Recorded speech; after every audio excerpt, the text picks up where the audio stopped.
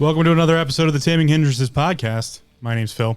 I'm the host and creator of the podcast. And if you noticed, maybe you didn't notice because you haven't listened to the podcast that much, but I have a new intro. Finally, a new intro. We've made it 1 year with the podcast, and I was like, you know what? It's time for a new intro. Eventually, I'll redo the outro, but that doesn't really matter. For now, I have another episode for you. And as always, we're going to jump into a definition of a word. This word brought to you by the tarot deck, as has been more regular of recent. I've been using a tarot deck to kind of decipher what it is I'm supposed to be talking about. And today's cards, we'll just go over them real quick as I have been in the past. Today's cards were the Six of Wands.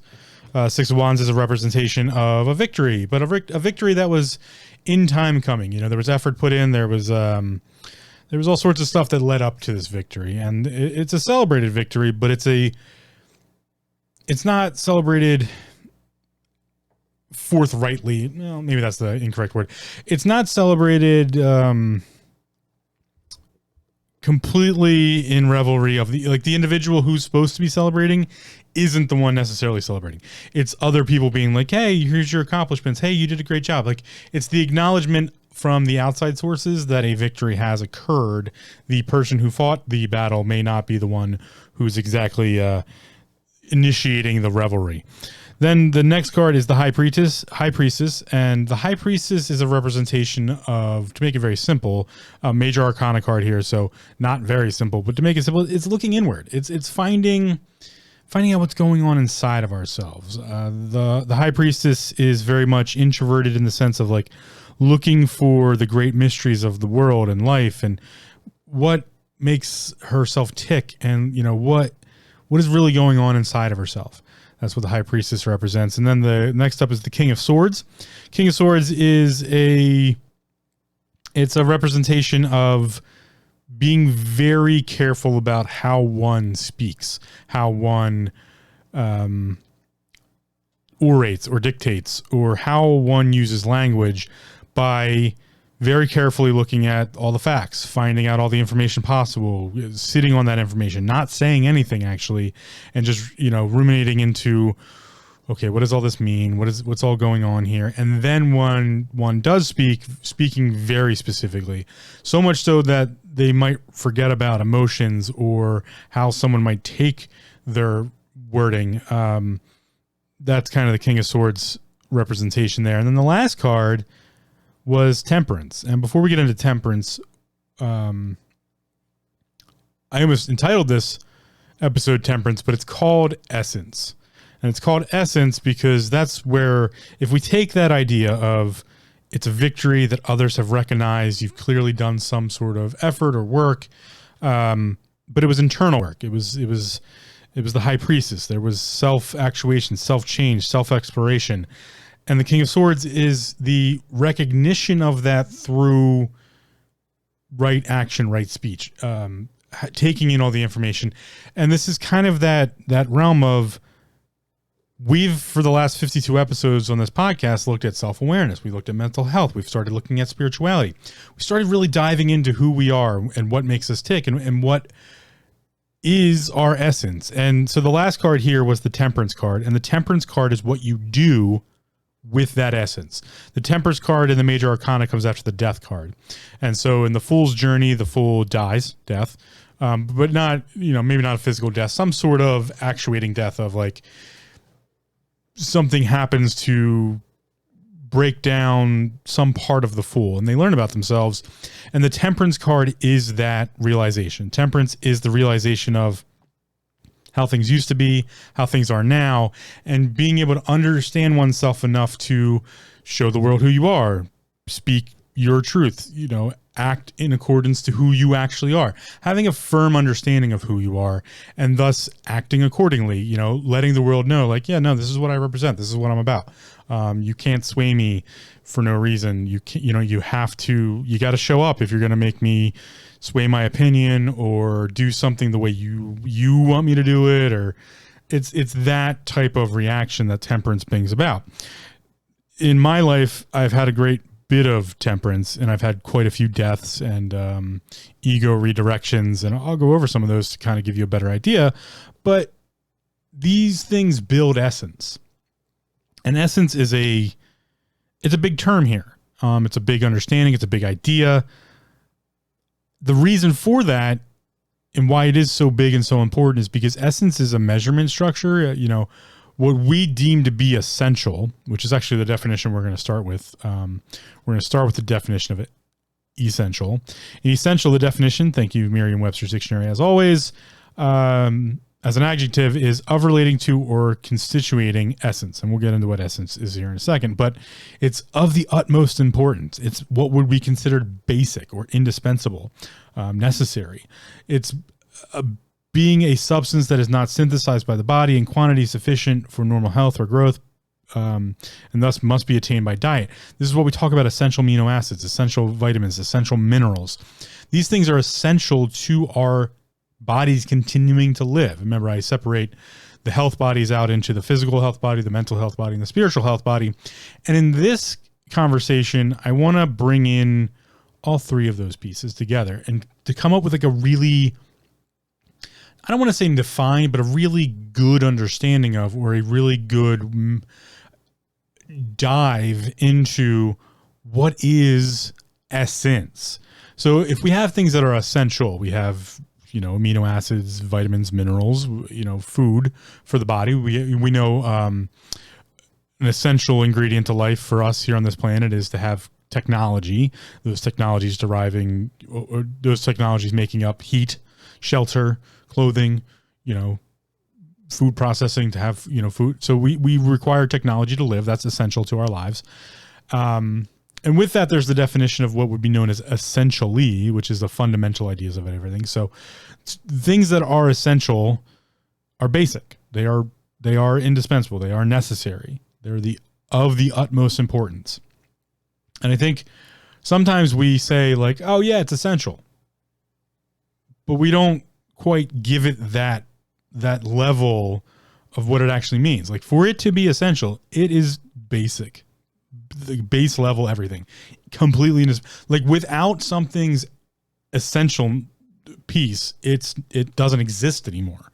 And thus, with that idea, the idea of what is essential, let's go back to the definition of essence, because essence is, in this conversation, what you are. Not just what your body needs. We know, essential amino acids, vitamins, minerals. We need food and fire to live, right? We need water. That's essential to our lives. We need water. That's for the body. What's essential to the mind? What's essential to the spiritual self? That's the bigger understanding of what essence is. So the definitions of essence, there's quite a few. We'll go over quite a few of them here. Most of them. The permanent as contrasted with the accidental element of being. We're gonna let that one sit for a second. We'll come back to it. The individual, real, or ultimate nature of things, especially as opposed to its existence. The properties or attributes by means of which something can be placed in its proper class or identified as being what it is. That would be the definition that would be used for classifications, such as, the Latin species and things for like plants, when we classify plants and we classify animals, to give it that Latin, phrase for things. Another definition: the most significant element, quality, or aspect of a thing or a person. One that possesses or exhibits a quality in abundance as if in concentrated form. That is the definition used in alchemy for essence. A constituent or derivative possessing the special qualities of something. A volatile substance or constituent, such as a perfume. That would be, again, what we use in alchemy. This one, I'm a big, huge fan of this last definition here. Something that exists. Something that exists. That's essence. Essence is something that exists. To be in essence is to, in or by its very nature. So essentially, basically, that's kind of going back. I wanted to dive back into what comes from essential. But going back to that very top line, the permanent as contrasted with the accidental element of being. There's a lot to break down there, right? The permutation, to have a, to be permanent is, or to impermantation is to have a defined nature, to be permanent. Once it's defined, it's there. There's no way to ununderstand it. It's permanent. As contrasted, as defined against, or as to be judged against, or to weighed by. So in this case, when we talk about mind, we talk about duality, and I talk about how duality is two sides of the same coin. So for something to be essence, it's the permanent, so it is the coin, as contrasted, which means it has measured itself against, with the accidental element of being. What this ultimately gets into is the fundamental idea of, or the essential idea of, what happens when we bring all three pieces together. This entire podcast, I've talked about self-awareness, I've talked about mental health, I've talked about spirituality, and I've broken down what the self is, the physical body, the mental body, the spiritual body. When we bring all those things together, we create what's known as the essence, or spiritum mundi, or some people would call it the spark of life. Some people would call it the flame of knowledge, or the flame of life. When all three things are cohabitating and working together in conjunction with, in accordance with, they create what's known as essence, true essence. This is something that's not often talked about, but often thought to be talked about. And that's that representation of the high priestess. The high priestess knows that you can't just look outwardly. The magician, the card that comes before the high priestess in the major arcana, in the Fool's Journey, is an outward expression. The magician is creating things outwardly in the world. The high priestess is understanding where those things came from within one's self. So the high priestess is that looking inward while also measuring it outwardly. It's taking in both sides. And with that comes the understanding of, okay, if I measure it all out, right? If I'm measuring it up, if I'm trying to break it down, I can't. It's not possible to separate these things once they are together. And that's when we talk about, we're often talking about, like, what's the magic here? What's the mystery here? What's the special sauce? What's the special piece? And we're not talking about it we're talking about it, but we're not talking about it correctly. We're thinking we're talking about it, but we're not actually talking about it. A lot of the mystery schools out there, like I've talked about before with the book, The Secret, they're talking about a piece of it, but they're not talking about the full thing. And the high priestess knows they're not talking about the whole thing because they're missing the internal piece. They're missing what happens when you put the mind, body, and quote unquote soul together, to put the spirit with the mind, with the body, have them all talk together and be essence, to be the whole thing, the whole package all together. Once it's together, you can't separate it. That's what we talk about in where chi is vital energy, where ki is vital energy. When I talk about energy, quote unquote, or we just talk about energy in general, we're only talking about a piece of the essence. We're only talking about a piece of life. We're only talking about a piece of what's going on. If you wanted to talk about the truest nature of essence when it comes to the reality in which we live in, it would just be light. Light would be the essence. Everything is light.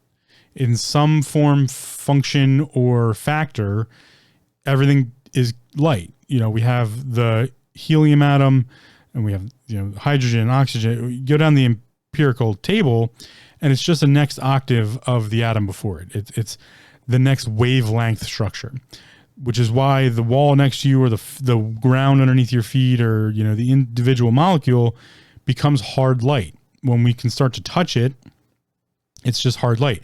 Your body is just hard light. It's the wavelength structure that makes up skin. It's the wavelength structure that makes up the internal organs or tissues, or all of the other essential minerals and vitamins and amino acids working in your body. All of these are just light. That is the essence of being. And it sounds simple and complex, and it's almost unfathomable to kind of get to that level of understanding. You have to learn what magnetism is, what the dielectric plane is, how magnetism plus dielectric gives us electricity, but before that we have light and function. This is why a black hole absorbs light, because it's the other side. It's the immaterial versus the material. It's what allows material to be materium. This is what's known as the law of equivalent exchange in alchemy, where we know that, yes, there is a law of equivalent exchange, but there is no such thing as equivalency, because it's just everything's always equal, because it's all from the same thing. This is the let there be light in the Bibles. This is the point of the Big Bang. This is what we're talking about when we talk about the essence of the universe. We're talking about light. But without a better understanding of what light is, that'll never make sense. So that's, the victory's there. The Six of Wands is there. Yeah, we became existent. We started to exist. That's a celebratory victory. Like, everybody sees that and everybody celebrates that, but it's not well understood. So the High Priestess knows to look deeper. The King of Swords knows even more so at that point to make sure they get all the information before they even open their mouth to speak about it. And this is partly why, remember, why question, spiritual question, partly why there are many misunderstandings, because we don't have a way to talk about this. We don't have a way to build a general understanding of this thing known as hard light, or the universe is light and works on that. It's really hard to break someone of the education they've been given. This is what indoctrination breeds. This is what education breeds. This is what standardized testing breeds. Like, when you make the answer the memorization of an answer without question, without reason, without logic, without asking why, or understanding from last episode that why gives credence to existing or necessity of existing, we don't get a proper understanding, or we can never have a proper understanding of how to discuss this with one another. That's why I'm kind of going around in circles here. I'm trying to figure out a way to express what I know to be intrinsically true, what I know to be essence of being, to someone who maybe doesn't have that. Specifically, if we look at someone who can't have, and this might be you might be one of these people, and I'm not saying you're wrong or broken in any way, just that there are some people who cannot have a conversation in their own head. They don't have what's known as an internal dialogue. I have a never-ending internal dialogue. It's like I might as well be speaking into this microphone into my own head constantly. Some people don't have that ability. I don't necessarily know what that means in the grand scheme of things, but it's something to take into factor, that, like, oh, some people can't have an internal conversation with themselves, thus they don't have an internal dialogue. This whole inner voice thing doesn't mean shit to them. We have to have a different way of talking to them about this. Same for, there's no difference in that argument than the arguments, I don't know if I call them arguments, but the difference of someone who thinks logically versus someone who thinks creatively. When we look at the King of Swords, we're talking to someone who thinks very logically. That might not resonate with someone at all. They might, a better way of understanding the King of Swords for someone might be, instead of taking in all the information and figuring out the logic and the reason and then opening one's mouth, it might be looking at all the colors and the shapes and then painting the picture. That might be a better understanding of someone. And that's why we're stuck in this world where temperance is really fucking hard. It's really hard to be temperate. It's really hard to take in all of your conclusions, all of your experiences, all of the things that make your essence, and then use it to interact. Temperance is not just, oh, be patient or be, understanding or be kind, or that's not really the representation of temperance. Temperance is an act, both metaphorically and phorically. It's a simulation. You can be tempered by many things. We can talk about blades, to temper by fire. Even primitive weaponry, you would temper with fire. You can temper wood with fire. You can char just the very outside of the wood to harden the wood, which will make it, the outside will become softer, clearly, because you're charring it. But the point underneath that will become hardened. The sap or, the different sugars, if you will, to think about it that way, will crystallize and create a harder point underneath of that charred surface. We do the same thing with blades. We temper them with heat. You can temper yourself by going through struggles, by suffering, by being passionate about something. So temperance is that understanding of, what have I gone through? How's it changed me? How do I measure things? Temperance is like that understanding of like how you would measure something. And that's going to be vastly different for everyone. It's part of depression. Your temperance and your depression, they're connected. To be temperate is to have your own depression, and your own depression is uniquely who you are. It's uniquely how you see the world. It's uniquely how you've experienced the world. And a piece beyond that is this thing called essence. Without being depressed, you can't have what's known as essential. You can't have your needs. And I've said before, and I'll say again, repetition is the mother of all skill. We get what we need, not always what we want. A need is essential. It is essence. You need vitamins and minerals. You need amino acids. You need food. You need shelter. You need fire. You need water. You need these things to survive. Without them, you would just die. And with that is a much grander idea that technically, due to the fun nature of technicalities, we aren't giving our body all of its needs in some cases. And thus we have cell death, apoptosis. But apoptosis in itself is a necessity. We need cells to die to replicate, to make new cells, to be more healthier, to gain muscle, to build things. So like we're constantly in this weird cycle we never think about. We are killing off cells inside of ourselves all the time. That's what apoptosis does. And through apoptosis, we're able to create new. That's why I talk about the chaos, creation, order, and destruction cycles, how it's not like we can't have these connotations. We can't have, oh, destruction's a bad thing. Unwarranted, unwanted destruction is a bad thing. Yes, taking someone else's life is a bad thing. We can put that connotation on it. We can also put the connotation of taking someone of I have to be very careful how I say this because I don't want it to be misstrewn.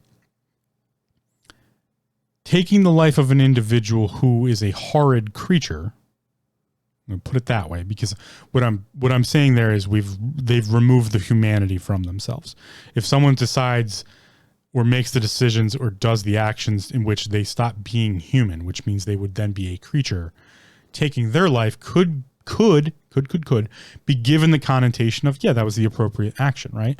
So this is the argument that is commonly used when we talk about Hitler, yeah, clearly, people say like, oh yeah, clearly like someone should have killed him. Like they had stopped being a human and started being a creature.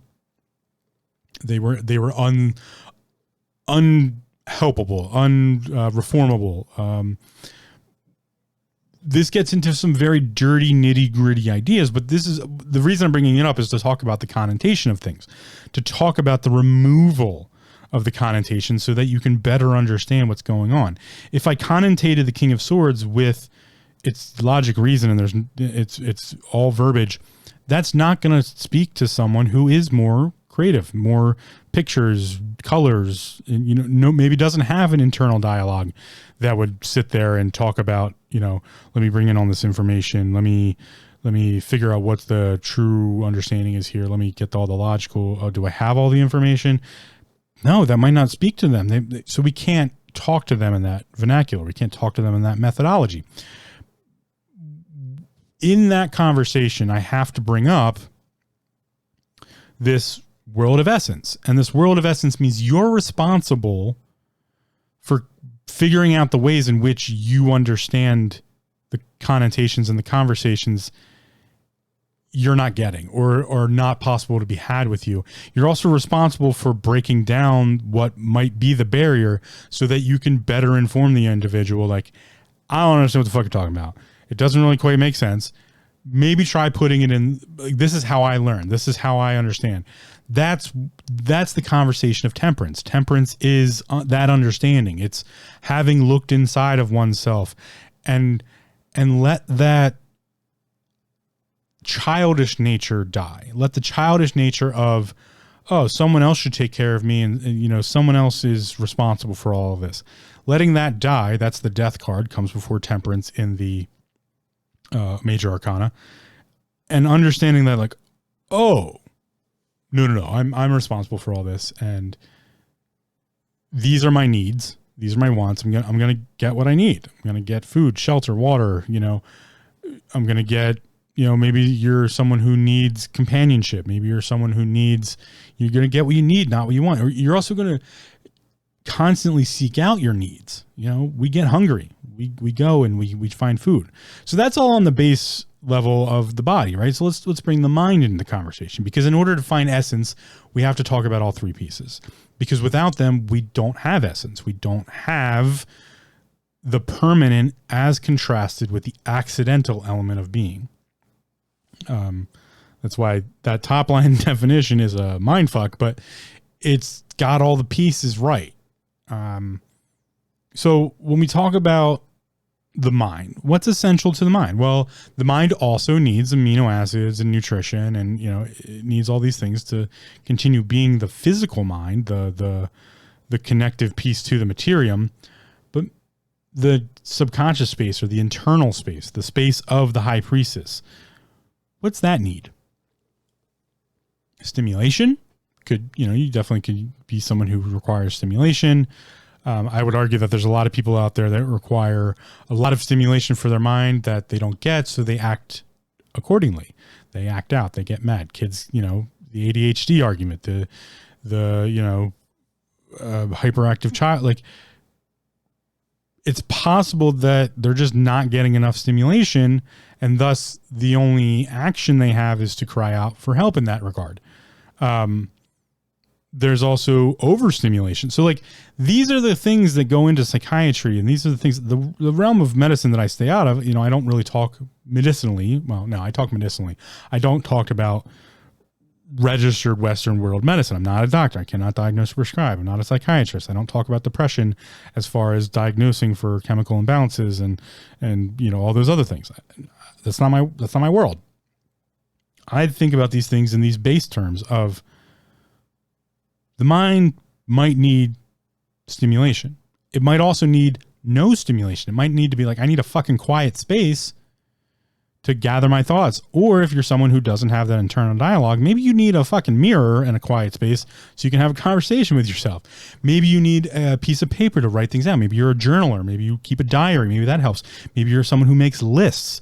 Maybe, you know, you need music. Maybe you need the flowiness of music. Maybe you need pictures. Maybe you like, so this conversation is the conversation of how you learn. What is your essence? What is the methodology in which you learn? The mind needs information. The mental body, the mind body needs information. The body itself, the physical body, is constantly providing it with information. That's why I know it needs information. Because if it didn't need information, we wouldn't have touch, we wouldn't have sound, we wouldn't have touch, we wouldn't have hearing, we wouldn't have taste, we wouldn't have any of our senses. We wouldn't have, you know, visual cortex response. We would have no senses. We wouldn't need them, right? We wouldn't need input. If the body didn't need information, it wouldn't get information, and it's constantly getting information. A fuck ton of information. The central nervous system is bombarding your mind constantly with all of this information. So much that until very recently, I don't even think we've had technology that would even come close to the amount of information the central nervous system is providing the brain, as far as like, gigabits, terabits, and all that stuff. Why that becomes a prudent idea is it's still not even enough. You have so much mental capacity that it might not be enough to have all this like touch, sound, hearing, tasting. Like you might, the bandwidth there, you might have too much bandwidth. So you need like that go internally, go into the mental space of like, and then you daydream, right? You're just often like, it's all boring. There's not enough there. I need something else. So with that whole necessity for information, we have a need for interesting information, which is part of the depression. What do you find interesting? And it just goes on and on. I mean, we can just keep going down this rabbit hole as far as we want. Alice got off at the wrong stop. She could have just kept going farther. Maybe there was a bigger hole and a new root structure to keep going down. Maybe there's another world, another fantasy, another, telling of the information. This is vice versa though. Like maybe there's an individual who, not even maybe, like I've met individuals where there can be too much sensory apparatus. There can be too much senses from the body overwhelming the mind, and there isn't enough bandwidth there.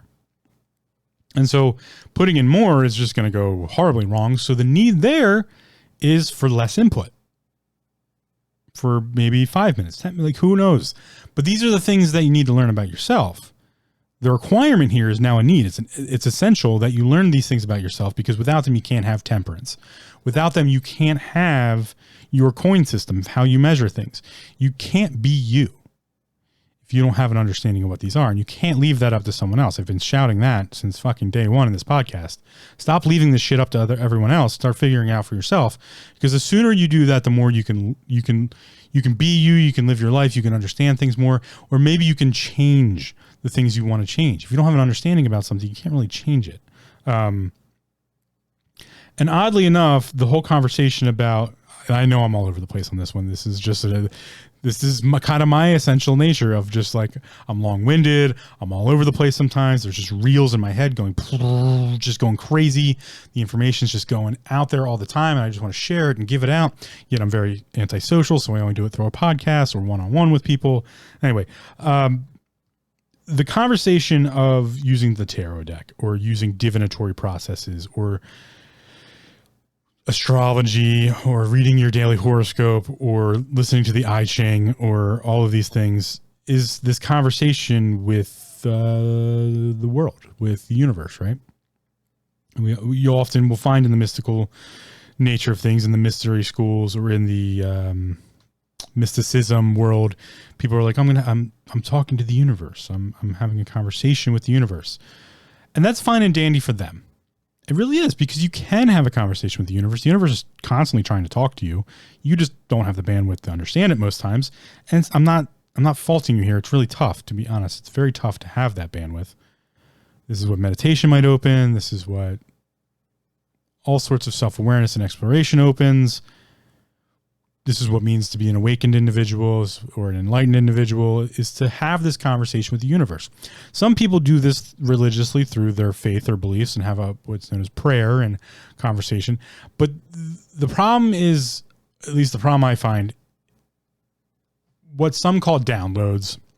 I'm just trying to use some of the vocabulary from the mysticism side. Like when people say like, oh, I'm getting a download from the universe, or I'm hearing the word of God, or I'm feeling that presence. It's really tough to decipher if that's true or not, because you're not that person. So you have to build a trust network, blah, blah, blah, blah, blah, blah, blah. What am I getting at here? If you don't open yourself up to trying to have those experiences, you can never learn them. And so the universe can't give you lessons. And so when we talk about the universe as providing lessons for people, you'll never understand that until you actually look at it. Maybe the reason you spilled the coffee on your lap was to get your anger out of the way before you go into the meeting so that you didn't blow up in the meeting and then get fired because you decided to be a gigantic asshole that day because your dog took a shit on the rug and pissed you off that morning and you had no release in between then and the meeting. And so the universe provided this another problem for you to go through so that you would have the blow up in the bathroom, trying to clean your pants off or your dress off or, your shoes off so that you got it out of your system. So you were exhausted by the time you got to the meeting and you just kind of gave in to like, yeah, it's been a shitty day, but here's my presentation and it went well. These are the types of moments where you get to choose how you look at things. You get to choose your temperance. You get to learn and have temperance. I try to be as humble as I possibly can. That's part of my temperance, but it's because I've had a lot of humbling experiences. I've been homeless. I've lived in my car. It was only for like 9 months. I had plenty of jobs to keep me occupied. And, I had places to crash on couches. And for me, my temperance is to say it wasn't that bad. People have had it way worse than I did. But I say that, and some people might find that like, holy shit, like you were homeless and stuff like that. I'm like, yeah, but like to me, it wasn't that bad. To be honest, comparatively to some of the places I lived in my life, it was better. Like I came from a broken home, a place where I didn't want to be. I didn't want to be home. It was fucking horrible. I've also lived in living situations that were just shitty and just like, I didn't want to be there because it was just, it wasn't healthy for me to be in that, locale or be around those types of people. I've had plenty of roommates throughout my life that probably weren't the best for me to be around.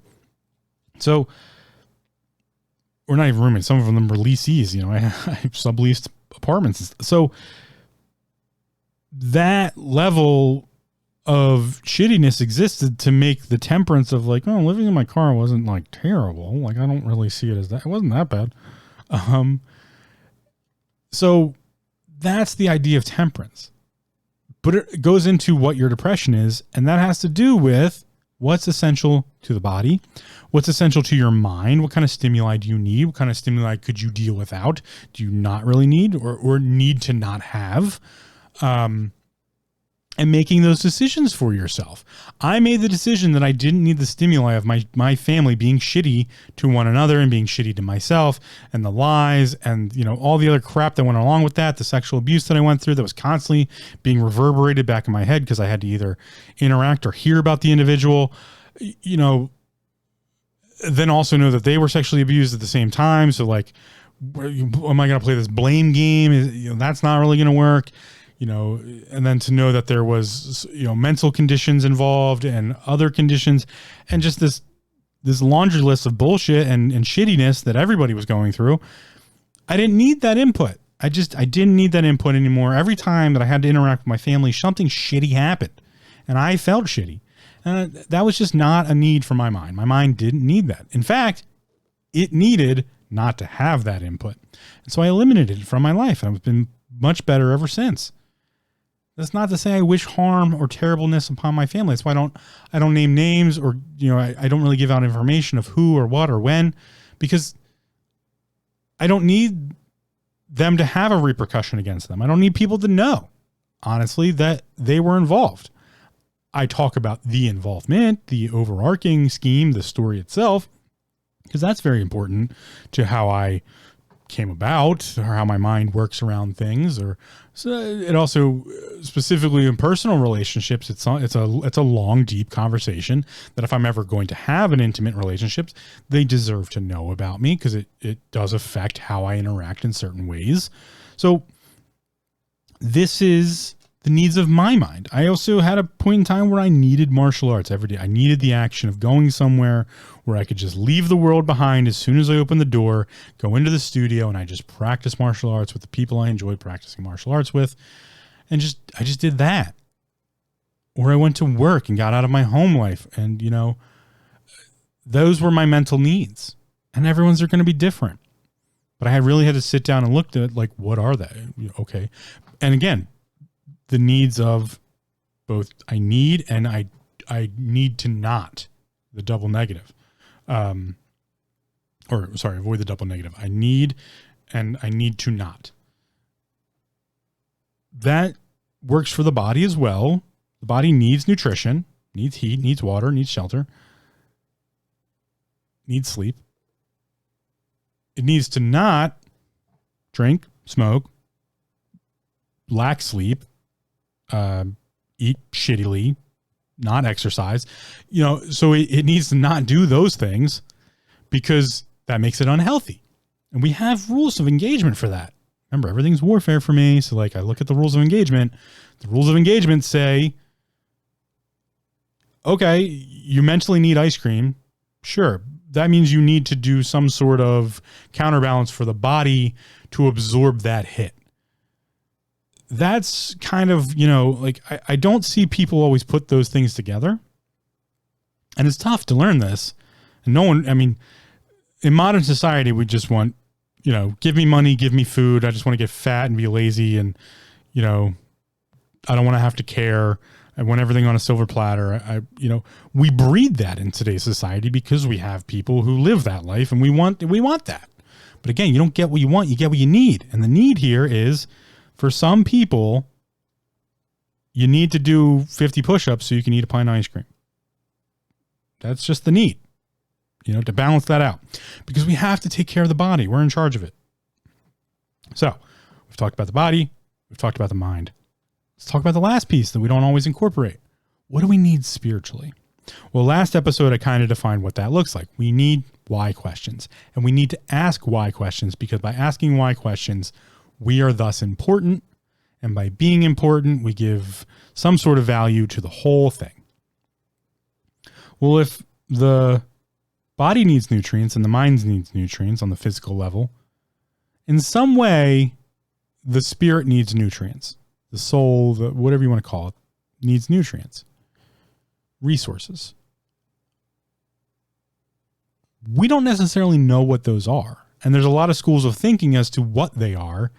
And we don't know which of those is right and which of those is wrong. We haven't taken the time to look at these things objectively and also subjectively, like we have with sports medicine, like we have with anatomy and physiology, like we have with nutrition, like we have with psychology and psychiatrics.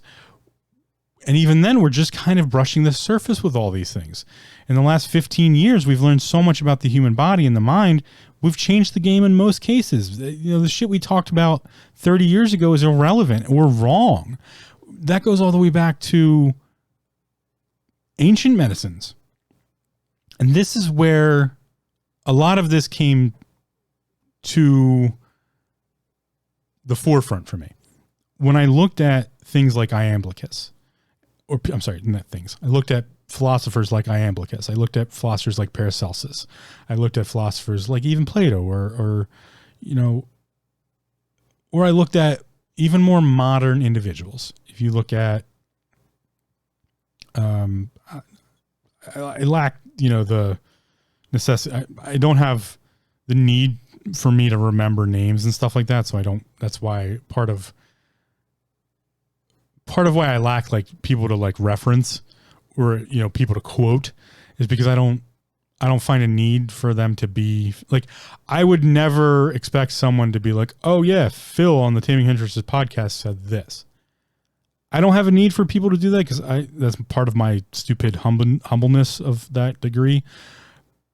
But it's because I don't do it with other people. I can name some names here and there, but I lack a proper list and also a diversified list because I just don't remember names like that. And I don't remember quotes or times or dates, even errors. But if we look at ancient philosophy, let's just put it that way. If we look at ancient philosophy, if we look at where modern medicine came from, when I built the idea of the self, 3 health bodies, all working in accordance or conjunction or all working together to make up the individual, the big the capital the, all of the philosophies from ancient times included the spirit, included the soul, included this other piece. That's where I got it from. So somewhere along the lines, we eliminated the necessity for talking about that. And it's only gone downhill since. It's only gotten worse since. And this is what allows for people to have stupid fucking conversations about things that are just not okay. They're just not okay. I don't care how you want to debate it. There are certain things that are just like, really? This is where we've gotten to? These are the conversations we're having? This is what we think is important?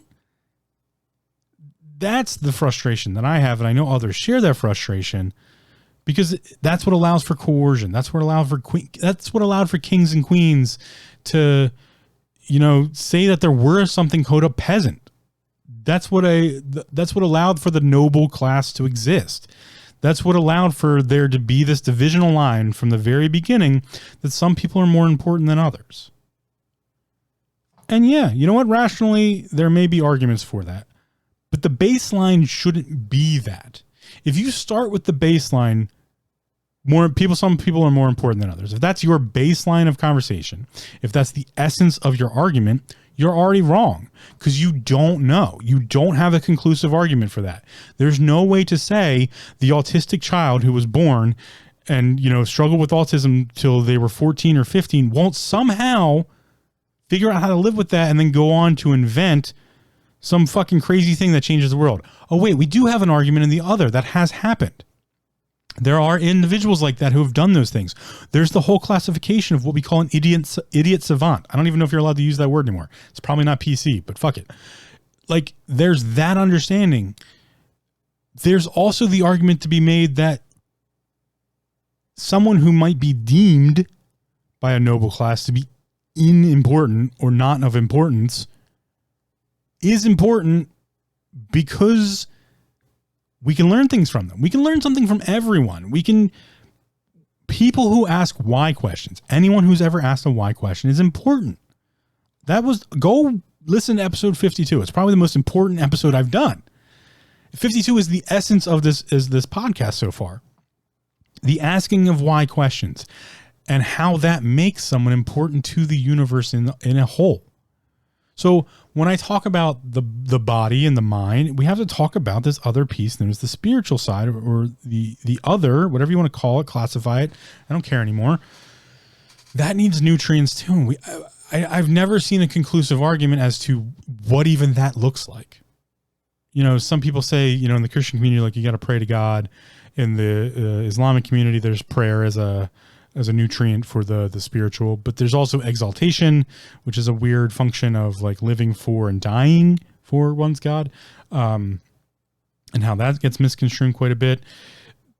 There's Jainism, which is Jainism, I would say, has some pretty good defining features as to what the essential nature of nutrients for, or what would be essential to the spiritual body. That's dharma, karma, and that conversation. But that also includes reincarnation. So I suppose if you go back to episode 46, when I talked about reincarnation, that might be a good start as to where we need to have the conversation of like, what is this reincarnation thing? How does it work? Oh, you can have reincarnation, or what's known as a death in this life, and then to have temperance afterwards. That's what I was just talking about. We don't have this conversation, so they're taboo, they're not okay, we can't have them. That doesn't work. What we're doing isn't working because there is no temperance. There's just wipe the slate clean, start all over again, get the Etch-a-Sketch out, figure it all over again. Like, that doesn't work. And I'm getting extremely frustrated at the idea that somehow, in some way, people keep getting away with this. They just keep being allowed to get away with this. Pretty much the entire government of the United States of America at the upper levels are just inept and useless because they keep getting away with this bullshit. They keep getting away with redefining, reorganizing, and also defining what becomes a necessity for someone else. That's not how this works. People are individuals. We are out of the age of Pisces. We are now into the age of Aquarius. The school of fish is gone. The age of Pisces, the school of fish has disbanded. They've all gone and created their own little schools and moved on and done their own thing. The coral reef is blah, blah, blah. Now it's the age of Aquarius. We all have to wake up, and it's going to take a long time. And I know I'm a little bit ahead of the game here as far as like I'm getting frustrated at this, but I shouldn't, because I can't expect everybody to onboard this that quickly. But at some point in time, I think people do need to get frustrated, and they do need to kind of be like, hey, everybody wake up. But there needs to be logic and reason behind that. That's the King of Swords argument here of like, when you're going to speak, you got to speak appropriately. You can't just be like, but God said, or, you know, or my God said, or the tarot cards tell me. No, it has to be inclusive in that regards. This is why cancel culture can't work. You can't just start canceling other people's understandings, because in that case, you're just doing what the church did years ago. The Catholic Church silenced everyone they could, either through assassination, murder, or war. Go look at history. We've done all of this before. We are repeating history once again. I think that must be what is most frustrating for me is, and probably for a lot of people, is that we're just repeating history again. We're doing all the same shit that everyone has ever done in the history that we have written so far in humanity, which could be a lie, who knows, over again. And we're allowing it to occur. Like, it's just like, oh yeah, we just do this. This is okay. We just do this over and over and over again. What's not true. What's true is this thing called essence, the permanent as contrasted with the accidental element of being. The individual, real, or ultimate nature of a thing, especially as opposed to its existence. The properties or attributes by means of which something can be placed in its proper class or identified as being what it is. The most significant element, quality, or aspect of the thing or person. One that possesses or exhibits a quality in abundance as if in concentrated form. Something that exists. Well, I defined existence. I did that back in episode 52, last episode when I talked about why. I defined existence and the necessity for an existence, the essence of existence, as being that which asks why questions. That is the essence of spiritual being. That is the essence of spiritual existence, is that which asks why questions. If you've ever asked a why question, not in conjunction or conjecture, asked a true why question, you exist spiritually. You have a spiritual health body. So how do we nurture that? Well, I would argue we ask more why questions. We pay attention to whys more. We also ask what else nurtures us spiritually. Just like we got to give the body nutrition, we got to give the mind nutrition, or the nutrition for the mind is input.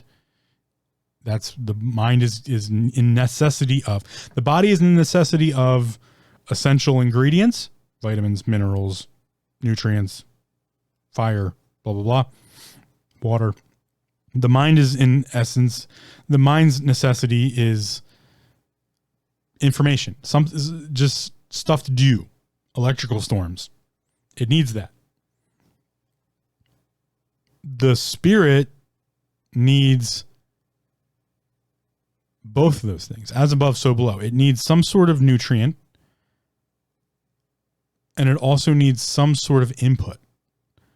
And the input is a why. We need to input whys to have spirituality, because as soon as you have a why question, you are spiritual by nature. You have a spiritual existence. And we also need essence. I know that sounds like a kind of a loop, a circle, but that's the idea of cycles. The spiritual body needs chaos, creation, order, and destruction. The spiritual body needs infinite possibility. It needs to be able to organize that or create. It needs to order that. It needs yin yang. And it also needs to be able to destroy it, because it needs to have the full cycles. That is the essence of the spiritual body, is to understand. This is what I was talking about, how when people talk about talking to the universe or listening to the universe or downloads from the universe, it's a conversation. The translation happens in our mind, but you have a whole spiritual health body out there taking in information you might not even have any clue about. This is the understanding of awakening. This is the understanding of enlightenment. This is the understanding of I'm again, I lack vocabulary and I lack vernacular. Maybe that's the conversation that needs to better be had, is what's the essential vocabulary for discussing these things, because it's widespread. It's very cultural. The Chinese culture, the Japanese culture, the Korean culture, the Indian culture, the Hindu culture, go on and on and on. Every culture of the East has come up with some sort of, or East in regards to, as I'm in the West, which is an odd thing to think because over there, they're just there. But this is the conversation between Eastern and Western philosophies, that, every grand academy of education, known as a college or higher sectional learning organization, teaches in their philosophy classes, like, Eastern philosophy versus Western philosophy. And, we have Eastern medicine versus Western medicine. These cultures, which are spiritual by nature, culture is a spiritual thing, have some way of discussing this, some more so than others. So when I go back and I think about, when I talked about,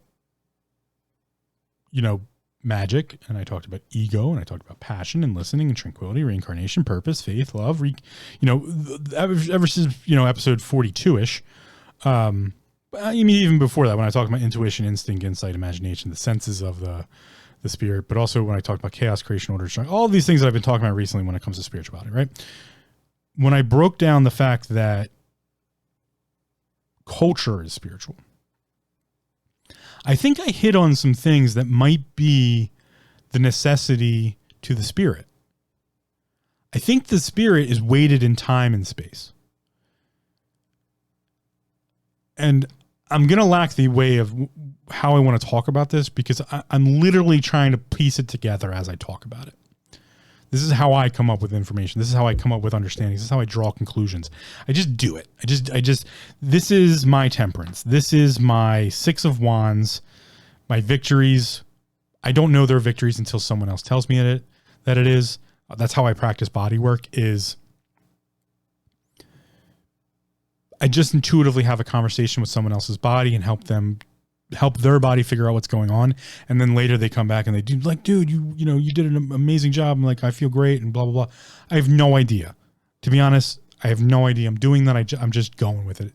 So most of my endeavors there are a Six of Wands moment where someone else has to tell me, like, hey man, you won. You did the victory's here. You did it. Like, you put in the work and it worked out. I typically don't know that's going to happen. At the same time, I have the High Priestess moment of, I'm constantly looking inward for this understanding. I'm constantly looking for mysteries and mysticism and magic and all of these other things that we're looking for to give weight, to give understanding to everything else, while trying to be stoic in the King of Swords sense of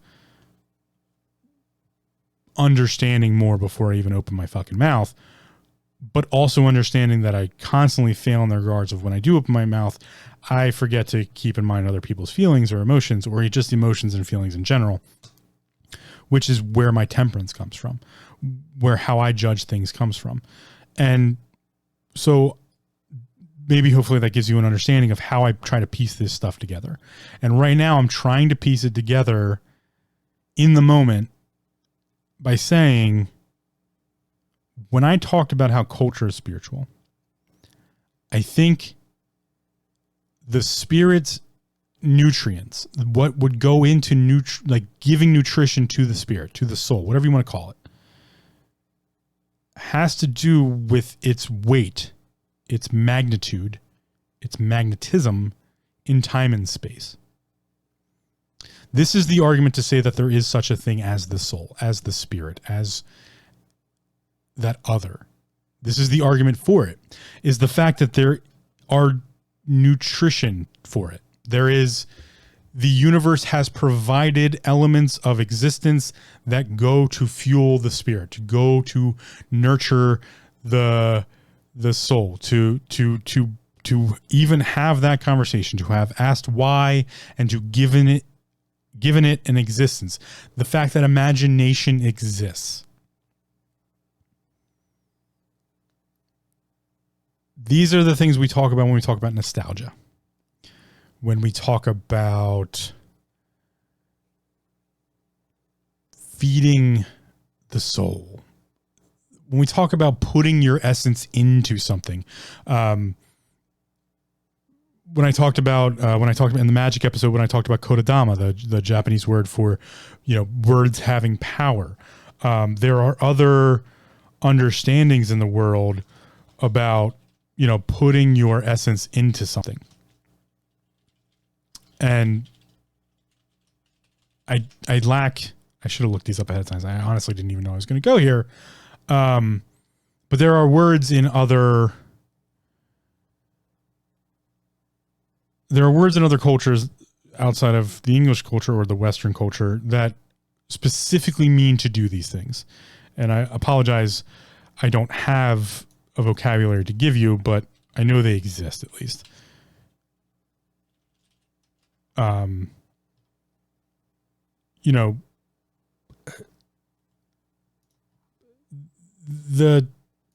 The craftsman. I'll go there with it first.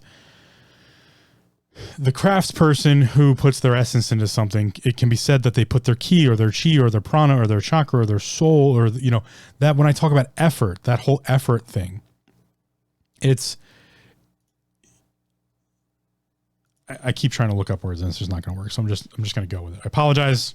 I don't have the words to give you. Sound off in the comments section of, or send me an email if you have words that mean this in your culture. I'm sure the German language has specific words for it. In fact, I know the German language has specific words for it because there's a specific word in the German language that the meaning of the word, what the word actually means, is the feeling you get after the first sip of tea for the day. There's a word for that in the German language. There's a specific one word that means the feeling that you get from the first sip of tea for the day. There's a word in the Japanese language about the quality of a sake, because when you drink it warm and you have that exhale after you drink it, there's a word for that. So I know these things exist because it became someone focused so greatly on this that they made a word for it. Invention. Remember, invention is imagination brought into reality. The necessity for invention is part of the necessity for existence that gives credence to the idea of a soul or spirit or, asking why questions, to have this thing known as imagination that I talked about in the imagination episode 40. There has been the necessity, the need, the essence for someone to create a word to express what they were feeling so that others could also feel it or understand it. I would argue in the cultural representation of food, which I talked about before, how words like umami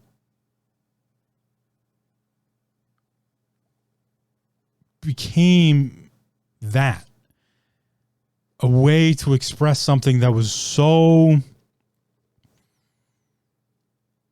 human experience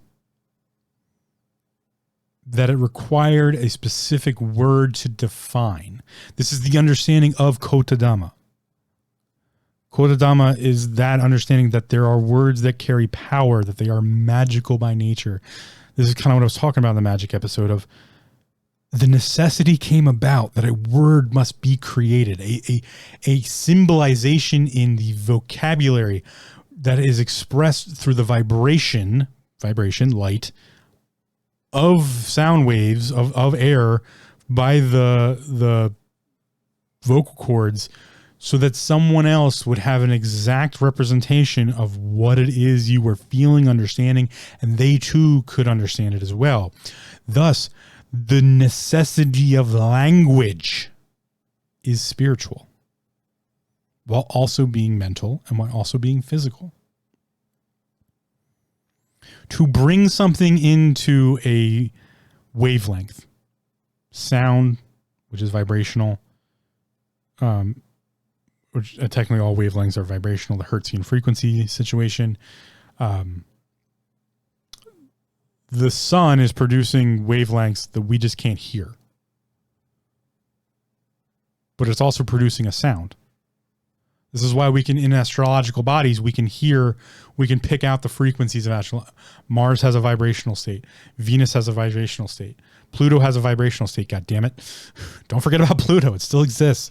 It has a vibrational state. It has a pattern. This is what we're talking about when we're talking about the astrological octaves of the vibrational states of the Schumann resonance and how they're the representation between the Earth's atmosphere and the crust and the vibrational state there, and then how if you wavelength that off into the octaves, it hits some of the other planets, and how those planets then correspond to how the chakra vibrates, blah, blah, blah. There's been tons of stuff on this all throughout history, which means that the necessity, the need for language and vocabulary is spiritual. It's expression, right? It's there's something in us that creates this need for these things to occur. And by creating this need for things to occur, it's a loop. It's a, getting back to that loop thing I was talking about. It's a loop in and of itself that the spirit creates the things to nurture itself. And thus it is in and of itself necessity. It's need. To need something is to be spiritual. Because if it wasn't, then we would be the base value of what we consider the animal kingdom. What we would consider the basic levels of sentience. It's not that the animals aren't sentient. It's not that the animals aren't necessary. It's that we have some, and it's not to say that animals don't have a spirit. It's what defines human spirit. Remember, you have to have a definition in order to be something, because if we didn't have that definition, then we would just be an animal. We would just be dog, cat, cow. None of that would exist because the spiritual nature of it wouldn't be any different. If the spiritual nature of a cat was the spiritual nature of humans, then we would just be cats. We would be Huats or humans. Doesn't matter. Cute names aside. So the necessity of language, the necessity of need in human culture, which is spiritual, is that loop. So this is kind of my argument for like the fact that I know we have soul, we have spirit, we have something else, because we created the need. We create just needs. And thus, if we paid a little bit more attention to our needs, we would be paying a little bit more attention to spirit, or the universe, as it's constantly called. We'd be paying attention to the background radiation, vibration stuff that the sun is throwing off constantly, and also not shielding us from anymore because the corona has corona has closed in down closer to it's shrunk, if you will. We would better understand why we say, oh, it's a full moon, people are going to be crazy. We would understand that has something to do with the fact that we are mostly water, and that the swelling effect of the water being pulled magnetic by gravity, which is a factor of magnitude on a plane, which affects the vibrational frequencies that are happening, which causes inflammation in the body to increase, and thus the capacity of the cranium is decrease because there's already a pre-swelling effect that may put pressure on different areas such as the hippocampus or the Abdullah oblongata or the left hemisphere or right hemisphere, depending on how the skull shape is, to make someone do something that would be considered out of their nature or to be acting like it's a full moon. That's where we can give definition to the old wives' tales, or the theoretical stories, or all of these fables and fictional understandings. The give credence to how the pantheons worked. We like to dismiss shit. This is why I say cancel culture is fucking toxic and needs to go away. Cancel culture needs to cancel itself, because if you just dismiss this shit constantly, you're just going to doomed to repeat history all over again. That's why I get frustrated at that situation, because we just keep doing that. We keep just dismissing it. This is no different than book burning. This is no different than the Catholic Church controlling who gets to say what and who doesn't. This is no different than Galileo being fucking hunted. You know, like, this is no different than any of these, what we consider terrible parts of history. There's no difference from that and not allowing someone to at least express their opinion or their understanding. Because if they don't get to do that, they can't be corrected. And I'm not saying everyone's right. That's not what I'm saying. I'm saying if they're not allowed to be wrong, or even celebrated for being wrong in some cases, the child should be celebrated when they get something wrong. That means they put in the effort, they got it wrong, and then they learn from it. Then another celebration should happen. The fucking Six of Wands. That's the representation here. Six of Wands. The victory happened by putting in the effort. Part of the effort means you needed to fail. Repetition is the mother of all skill. Failure is its father. You have to fail to learn. Those who are the most successful are those who failed the most and learned the most. I don't understand how we can just continue to be like, yeah, wokeism, cancel culture, you know, there's no difference in that than the Catholic Church going in the Crusades, killing millions of people because they thought their God was the only God. No fucking difference. It's just as horrible. It's just as backwards. It's just as damning. It's just as defeating. It's just as destroying as that was to what humans exist for. We exist to be spiritual. We exist to have necessity. We exist to ask why questions. And by asking why questions, we define our existence. Yes, it is a revolving circle. That is why all of the mystery schools, all of the mysticism, all of the ancient priesthoods leaked out this information of this cyclical nature and how this, and made it sound fancy and made it sound very hard to understand. It's not. Things have to be cyclical to exist. That's why we have a calendar. That's why we have years. That's why we have weeks. That's without the necessity for those measurement structures, those things wouldn't exist. If we didn't need days or the definition of a day, it wouldn't fucking matter that the sun rose every day and set every day. A day wouldn't exist. We could have easily just been like, yeah, every 7 times that happens, we have a week. But we don't talk about the days in between. That could have existed that way, but we had a necessity for, no, we need a day thing. One, helps the mind. Because we go, oh, time to sleep, time to wake up, time to do work. But it also helped us plan. There was a necessity for planning things. We couldn't have civilizations if we couldn't plan things. We couldn't plan things very well if we didn't have days to plan and then hours to plan and then minutes and then seconds. If we didn't have those types of divisional ideas in a structure, but we didn't necessarily break anything else for doing that. We only added agreeable definition.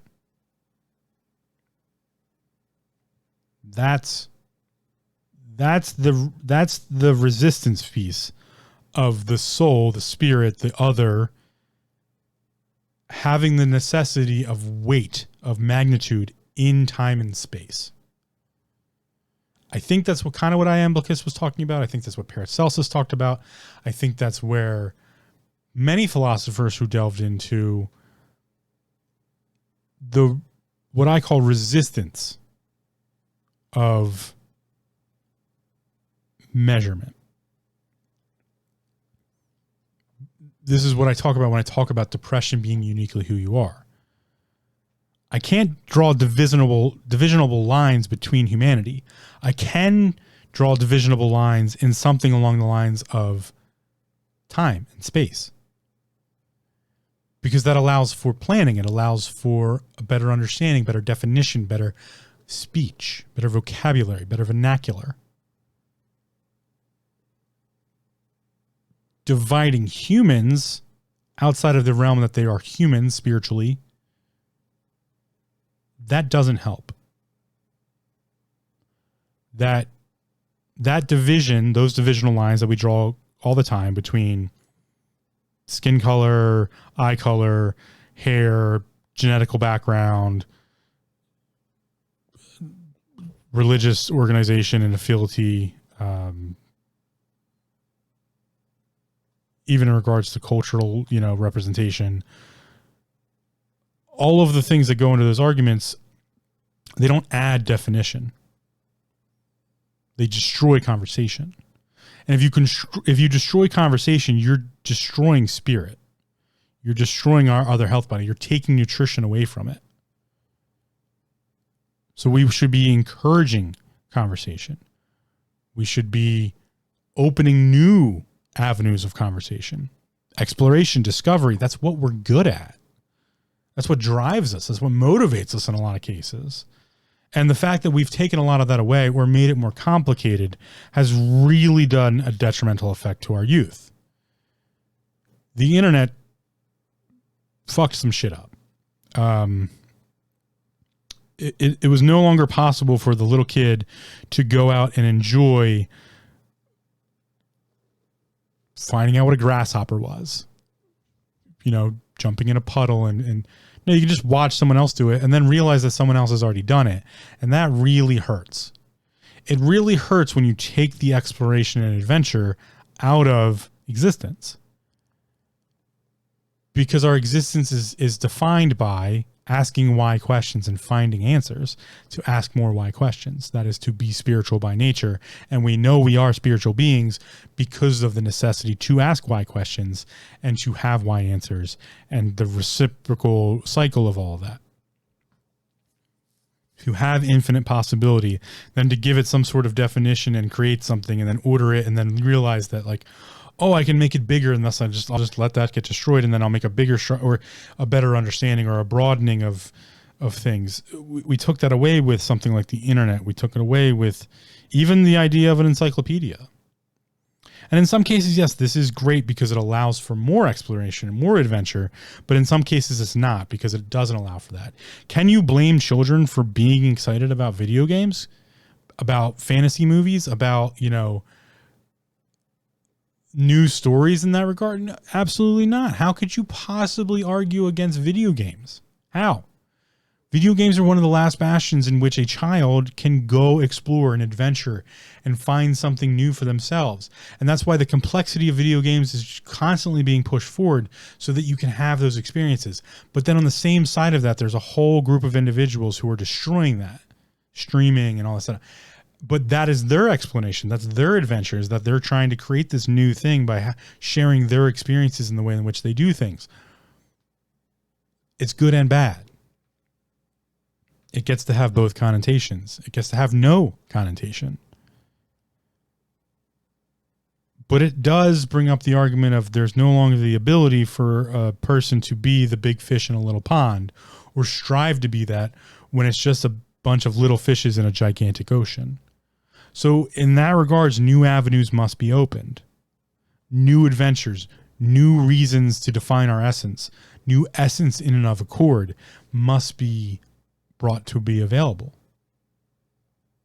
So we've stagnated. We've come to conclusive episodes of rehash old things, retry to make new ideas.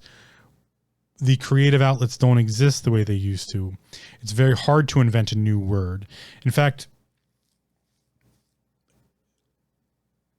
new words are being invented, but it's this idea of slang, and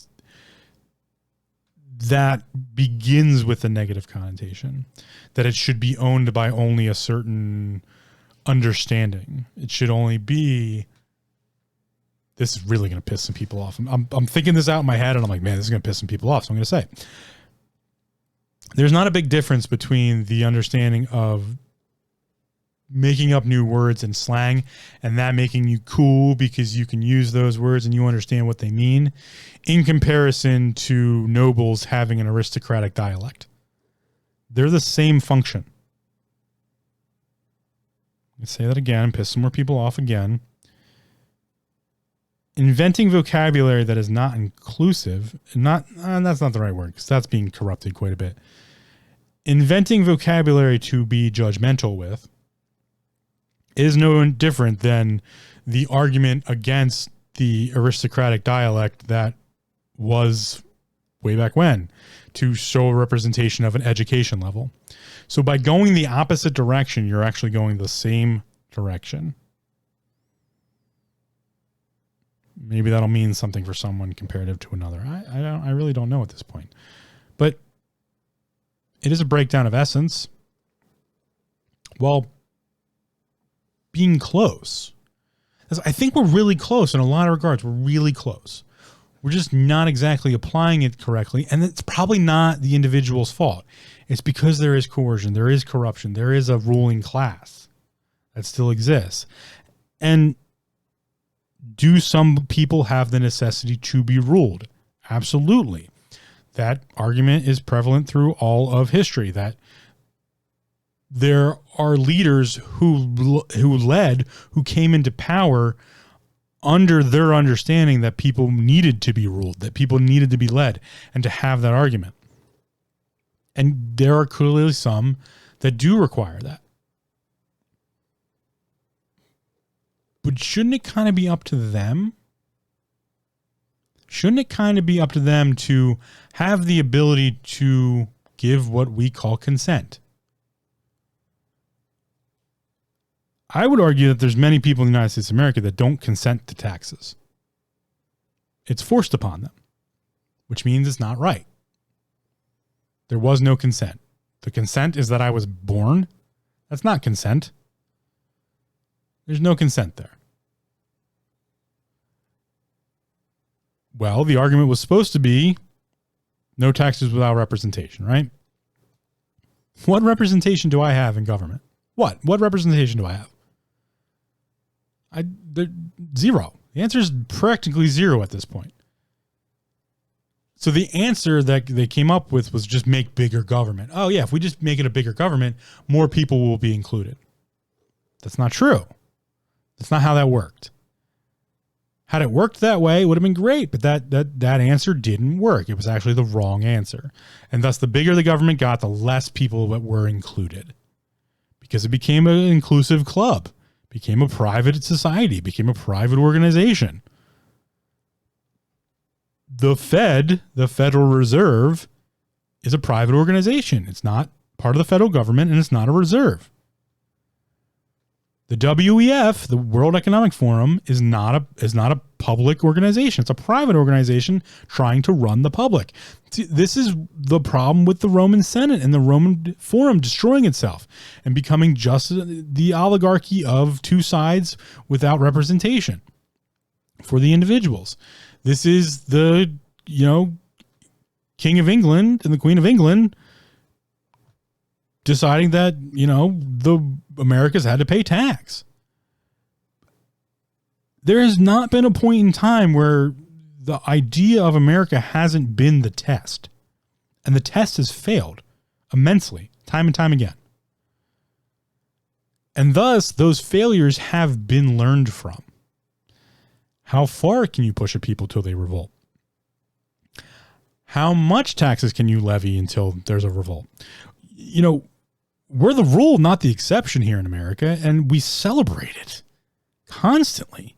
And I'm not saying America's a wrong culture or a wrong idea. It was a beautiful idea. It was supposed to be a test of, can individuals rule themselves?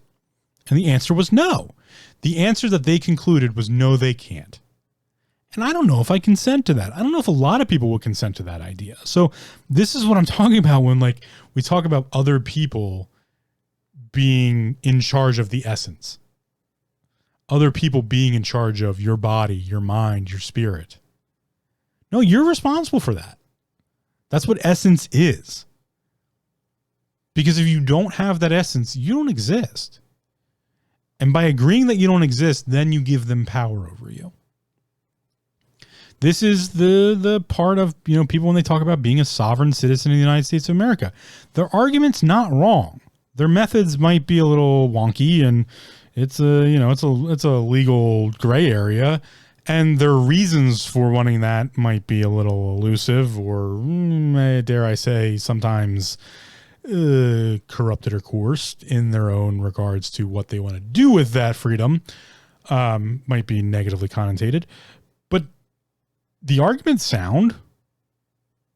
The whole, birth certificate thing about how, and this is kind of conspiracy and conjecture of, because of capitalizations and, you're technically born, you give away your rights when you're born, when you're on your birth certificate, because, it has to do with maritime law and that you were lost at sea, and then they issue a birth certificate in your name, and, blah, blah, blah, blah, blah, blah, blah. And you become an entity and not an individual. So your sovereignty goes away because you're technically you're a corporation and not a sovereign individual, blah, blah, blah, blah, blah. You can look into it. It's very fascinating. Do whatever you want to do with that information. I'm not saying one way or the other, but the argument's sound, because the argument is my essence is mine.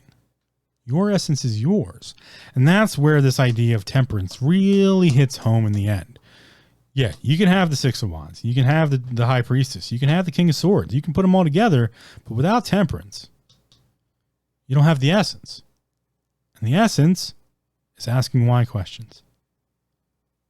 Getting why answers. Conjoining the self, body, mind, spirit. In my bodywork practice, I like to say that I balance the body. I'm sorry. Was that? Yeah, balance the body, open the mind, and awaken the spirit. I forgot my own subtext. Yeah, I balance the body, I open the mind, and I awaken the spirit. Because I think that's where we are right now. We got to balance the body out. We got to figure out how to take care of that better. We do a pretty poor job of it. Like, just give it a pill. Just give me another pill. Well, that's unbalanced. We got to open the mind. A lot of us don't have open minds. Nor are we allowed to. That's the whole idea of being in a cult. You don't have an open mind. So I would say a lot of us are living in cults, even though we don't define them that way. In the organizations in which we're dealt into, school is one of those things, And then we have to awaken the spirit, because we're sleeping. We are sleeping. We don't have essence, or we forgot our essence. And essence is this circular nature. It's this cycles. But we definitely are spiritual beings because we have the necessity for it. We have the necessity. We have necessities. So the nutrition of the spirit is in the magnitude of time and space. And if that's true, then this thing known as ki, chi, chakra, prana, bioelectric field, has a greater value than we've given it. All of the ancient writings gave it value. We stopped. I'd like to know why we stopped. Remember, big why question, big spiritual question. Why did we stop giving value to this thing I've now defined that we have, this spiritual body? Because by devaluing the spiritual body, we allowed for some very terrible shit to happen. One of those things is for people to stop being individuals, to stop being sovereign entities of themselves, for themselves, and responsible for themselves. Instead, we allowed for just a shitstorm of other crap to come in and just corrupt everything and coerce everything. We allowed for a ruling class to root themselves in society and take over just about everything at this point. The problem with weeds is, they just keep popping up. You have to keep weeding. But to do that, you have to be able to open your mind, awaken your spirit. You have to be able to go through these temperance moments. And to do that, you need to be able to listen to the universe.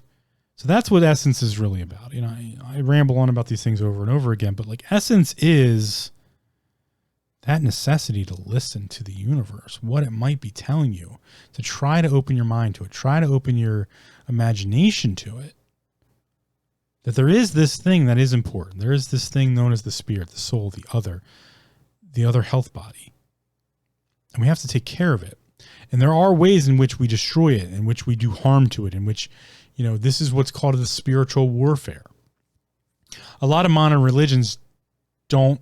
I'm sorry. A lot of religions in modern times don't talk about this thing known as what was called the spiritual war. In fact, it could be argued that quite a bit of the canons, the doctrinal writings, the doctoral writings of, not doctoral, the doctrines of these religions, the canons, and other non-religious organizations warn against a spiritual war. That, I'll just use Christianity because a lot of people at least have some understanding of it, that, the devil's in a war for your soul. Satan wants your soul. That was corrupted quite a bit.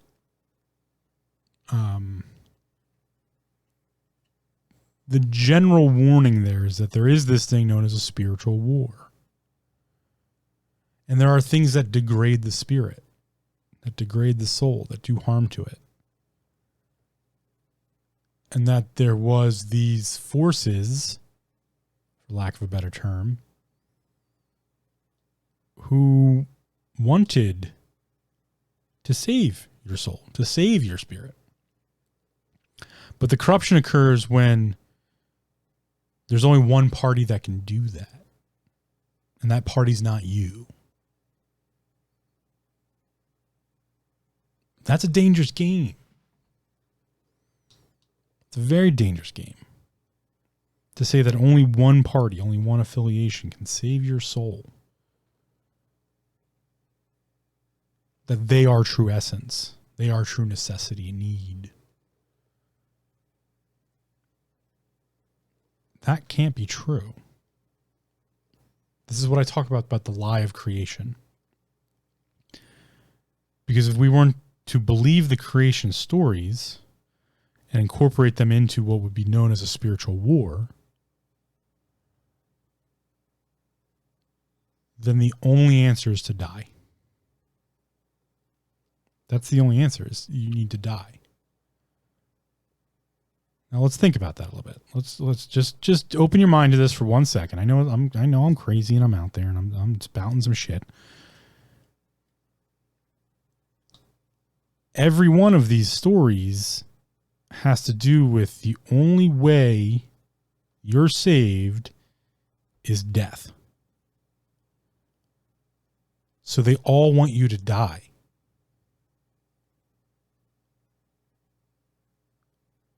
There's a problem there.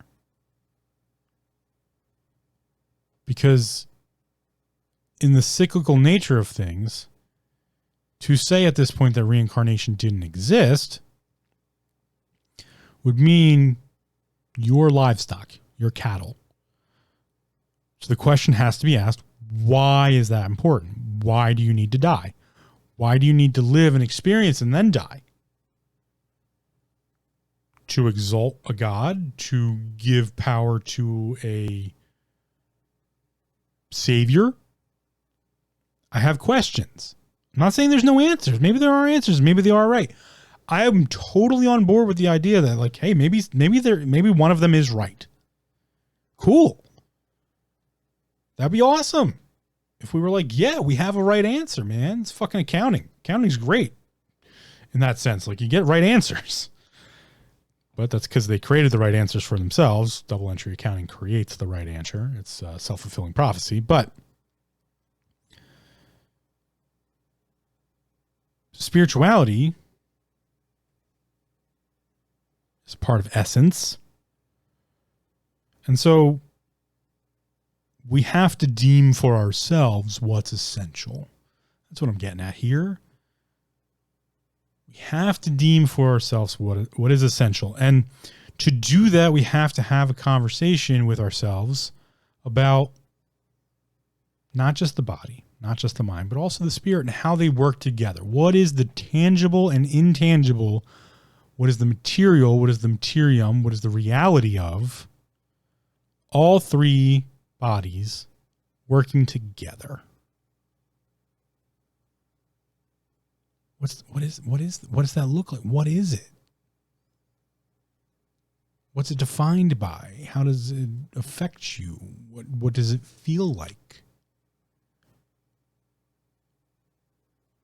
Is nostalgia part of that? Is eating a good meal part of that? Is entertainment, singing, shapes, sounds, colors, the intangible, instinctual feelings, goosebumps, exhaustion, passion? What is the corresponding collection of the spirit, the mind, and the body all working together? That's essence. That is what all of humanity has always strived for and ultimately quite often failed at. In some degree, be it, or also succeeded at, and then it's cyclical. It just happens over and over again.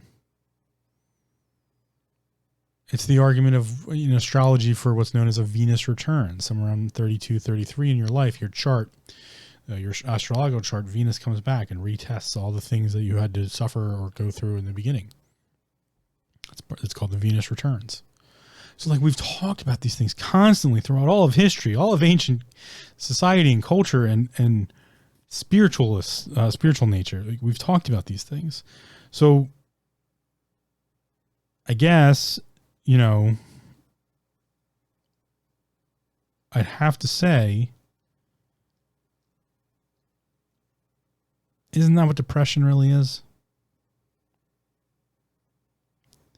Isn't depression all three of the bodies working together? It is self-awareness. It is self, and it is awareness. It's attention to intentions, inwardly and outwardly, of the mind, body, and spirit. That's what depression is. That's amazing. Super powerful. Super hard to work with and control and understand, because it is the expression of understanding ourselves at all of those levels. So when I was talking about how maybe we just don't have the bandwidth in some regards, maybe we do have, or maybe we don't have enough input. Maybe we have too much input, or maybe we don't have enough input. So you have to pick a starting point, right? Are you going to start with the body? Are you going to start with the mind? Are you going to start with the spirit? Everybody's a little bit different. I think there's absolutely people out there who can start with the spirit. These are what we call the general intuitives. These are what we call the people who just get it, or just know, or the empaths, or, the empaths are starting in the mental space.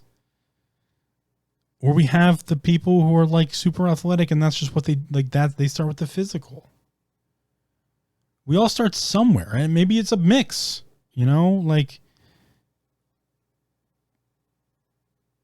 but somewhere along the line, I feel like we forgot it's got to be all three. And that's what I call depression. That's why I say you can use it, and you can almost control it to that extent. If you go that far, you get to control it, which means you get to control your reality. At any point in time during a stressful situation, you get just to decide if it's stressful or not. Is it overwhelming? Is it funny? Just recently, I was leaving my office and I locked myself out of my office. First time I've done it. And earlier that day, I had forgotten something, and it was just it was a day. It was oh, today's a day. I forgot to grab my keys because I had put together in my head another list of things I needed to do, and I had already gotten that, and I just did the little lock on the door and pulled it shut, and I was didn't even notice it. It was and then I went to leave, and I was I locked my keys in my office. No one else has a key. I'm the only one that has a key. I'm I'm gonna have to break this door. Can't get it. My car key was in there too, and I was man. And at any point in time, at that point, I could have just gotten mad, and I could have just bashed the doorknob off, and it would have cost me a new door and lock, because that would have been my fault. I broke it. So yeah, I could have been in for a couple $100. I just decided that's the route I'm going to go. But instead I was well, that's kind of funny actually. And I thought to ask myself, what is the universe trying to tell me right now? What's going on? I took a step back. That's the temperance I've learned. That's the essential nature of myself. The essence I've learned is to take a step back every once in a while. I was like, what's the universe up to right now? What are they trying to tell me? What's going on? Maybe I'm not supposed to get my car just yet because there's, some drunk driver on the road that it's not, that's where the conversation of fate and all that. And, and I'll leave that for another time, but that's where that comes in. So I just step. I'm like, what am I supposed to learn here? Patience. What am I, what's going on? So I was like, you know what? I'm not in a rush. I don't really need to be anywhere right now. I needed to go to the bank. That's why I forgot my keys, is because I was like, I got my wallet ready. I got my bank deposit ready. And I put my wallet thinking I was ready to go, because that's usually the last thing I grab. And just the muscle memory of like, oh, I got my wallet, time to go. Nope, forgot the keys. So I was like, what's going on here? So I learned to break into I learned to lockpick a door. I probably shouldn't admit that openly, but I learned how to open a door with paper clips. It took me probably a half hour, 45 minutes to kind of like watch videos, make the thing, because I only had like 2 paper clips and a pair of scissors and some tape. I was like, I got to make the things to do the lock picking with. But I learned it, and I was able to get in the door. I was like, would you look at that? Would you look at that? Like, oh, that was a cool skill to learn. Figure that out. And I'd broken in doors when I was doing house cleanouts and stuff like that, but usually just drill the lock and put a new lock on it. But saved myself the cash, didn't need a new door, didn't need a new doorknob and lock. Got my keys, left. Then I get home. Getting ready to record this episode. This happened today. I'm getting ready to record the episode. And I'm like, doing the cards, and I'm, recording a new intro. I did that. And I was like, blah, blah, blah. And I'm looking for my phone. I'm like, where the hell is my phone? I'm like, did I leave my phone at the office? Why do I keep forgetting things? What is going on? Why do I keep forgetting things? What lesson is the universe trying to key me into here? And I'm like, all right, well, it's not in the house. I looked everywhere. I'm like, it's not in the house. It's got to still be at the office. And I'm just like, I could get mad about this, or I could just laugh. So I just laughed about it. I was like, I got to decide.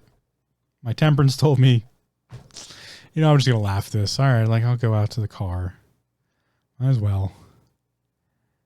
And before I went out to the car, I was like, all right, well, I got to go back out to the car anyway. Like, the dumpsters for the community are over there.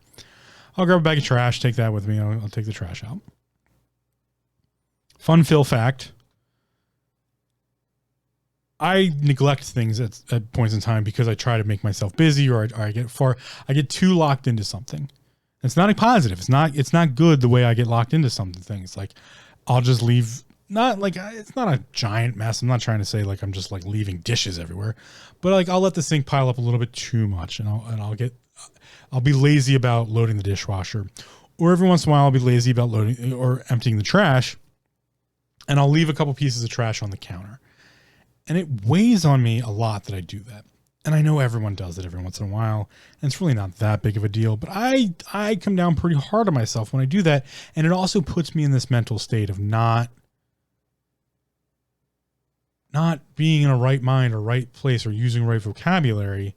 And I get frustrated with things, or I get mad with things, and I've always been this way, and it's a problem. And it's something I constantly have to, fight against. And so that it could be, the whole story here is to tell you, like, it could be that the fact that I locked my keys in my office and did the lock picking thing to get my keys and then come home and get frustrated because I thought I left my phone at the office was to get me to take the bag of trash out, to put it in the dumpster, go to my car, to get in my car and find my phone sitting on the seat in my car because it had fallen out of my pocket. All of that was just to get me to take the fucking trash out so that I wouldn't feel that compression of the world around me because I just let the trash build up, or I let the dishes pile up too much, to remind me of that, to make me mindful of that so that I stopped letting that happen, because maybe that cascades into something. Maybe it turns into keeping the house a little cleaner, to feel a little bit more comfortable in my space, to get more done, to be more creative with the episodes, to write more, to finish one of the books I've started writing for fucking ever, or to publish more videos, for some reason, whatever reason it could be, just to have my house feel a little cleaner so that maybe, it's very highly doubtful that I'd ever let someone like come over or invite someone over, or maybe to keep the house a little bit cleaner so that I would feel like if I had a cat, I wouldn't have to worry about the cat breaking shit or hurting. Really, it's not breaking shit. It's more like hurting itself because it ate a fucking, I don't know, something that I wasn't supposed to eat to, because I was an idiot and left it out on the counter. And that's why I don't have a cat, because I would feel horrible if the cat had to live in this space. Not that it's that bad, but you get what I'm saying. Hopefully. maybe that's what it was about. I don't know yet. Hindsight's 2020. I haven't done it all and gotten to that point to be like, oh yeah, I remember that day I locked myself out of my office and then thought I forgot my phone and got kind of frustrated about it, but ended up turning it into a positive because I took the trash out and kept my space a little cleaner. And that somehow ended up with me owning a fluffy fur ball that made me happy. Who knows? But I didn't just get mad. I didn't just have a base reaction of, yeah, I'm just this way all the time. And then that cascades into something else. I thought about it. I took the time. I laughed about it. I moved on. I had temperance because it's essential, because I have essence. I have mind, body, and spirit. And I'm not here to say like I'm amazing at it. I'm not. I often neglect my spirit. That's why I did this whole podcast, was to figure out what this whole thing of spirituality is. And now I'm learning how much I've neglected it, how much I've laid it, to the wayside, how much I don't nurture my spiritual side, and how that affects me mentally and physically. How it doesn't allow me to control my depression as well as I thought I was. I thought I was really good at controlling my depression. Turns out I'm shit. I could be way better, but that's a good thing.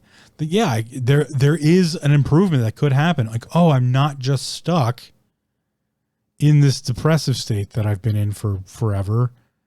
There is room for improvement. There can be more improvement. It can get better. Whoa. It's a hard thing to realize. It's a hard thing to come to grips with, that like, yeah, it could be better, because that's good and bad. I could use that in the negative connotation, like, oh yeah, it obviously could be better, but here I am just stuck in the shitty. Temperance. High Priestess. Look inside. King of Swords. To look at it, to weigh it out, to figure out what our essence really is. And I would argue that the essence of humanity is to be spiritual, to ask why questions, to have existence. I think that's all I got for you. I think that's it. For now, at least. For now. Go figure out what is essential to you. For your body. What is, maybe that's where you want to start. And to start, here's some methods, and this I'll leave it off. I'll be helpful, hopefully. Some ways that you could start with figuring out what's essential to the body is figuring out what your nutrition looks like. Are you eating processed shitty foods? Is that, weighing down on your mind because you're just not getting the nutrients you need? Maybe you need to grab a multivitamin. Again, I'm not a doctor, can't diagnose or prescribe. Talk to your doctors about this shit, but, or don't do whatever you want. I don't really care. At this point, I don't even know if doctors are helpful sometimes. But look into a multivitamin, what that might do for you. Look into, eating one more healthy meal a week instead of, pizza again or Chinese again. And part of that is, maybe it helps you financially in that regards. Maybe cooking a meal for yourself is a little cheaper because you prepared the meal yourself and you didn't pay somebody else to do it. And that helps you in financially, which then helps you mentally. See how this stuff can cascade that way? That's why that's what listening to the universe is. If the universe is like, man, you're eating shitty, and here's why you're eating shitty. Your stomach's upset all the time. You're groggy or your brain's foggy and stuff like that. Maybe it's asking you to look at your nutrition because your wallet is suffering from the shit you're doing. Like, yeah, maybe you should quit smoking because your wallet wouldn't suffer as much, and then you wouldn't be as stressful and then need to smoke because of it, because the stress of being in financial distress is getting to you, which is making you smoke, maybe the first action to take is to figure out a way to quit smoking, which just starts with smoking less. And then you figure out the financial benefit of that. Maybe it's alcohol, stopping drinking alcohol can do all sorts of crazy, amazing things for the body. And I'm not saying that these are like everything in moderation is always how I've put it. Everything in moderation. Maybe it's just going for a walk. So maybe that's how you start with the body, is just figuring out what works a little bit better for the body.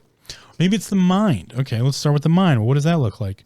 Maybe it's taking more time to read your favorite book series, or challenging yourself with a puzzle now and then, or word games, or playing a video game and just kind of relaxing into that sense. But also keeping in mind everything in moderation. Don't get addicted to those type of don't just sit there and play video games all day. Maybe that's the other questions to have is what are you putting way too much more mental time in when you could be doing maybe a little bit of mental exercise or feeding your mind in some way?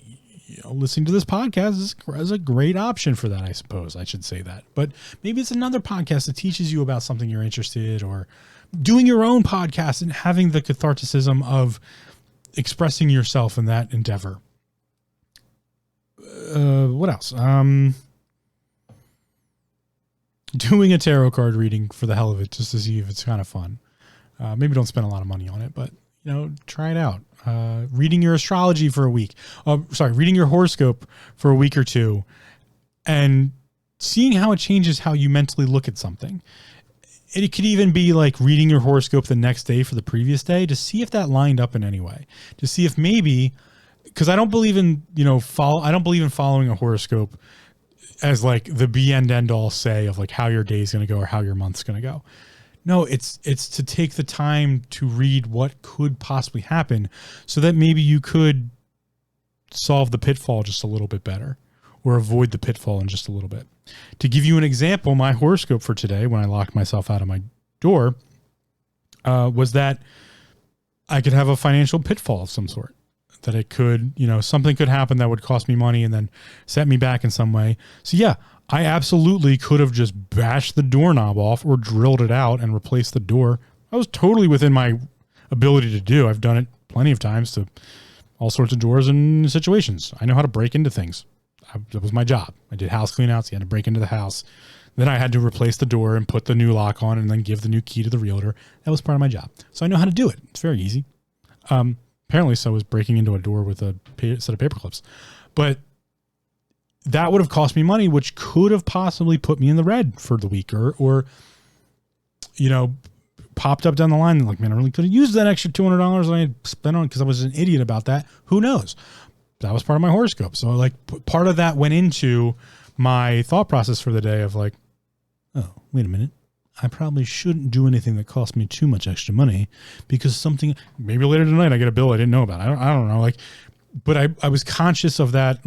Okay, don't do anything that's going to cost me any extra stupid amount of money. That's a bad idea. Don't just, throw money at these problems like I could.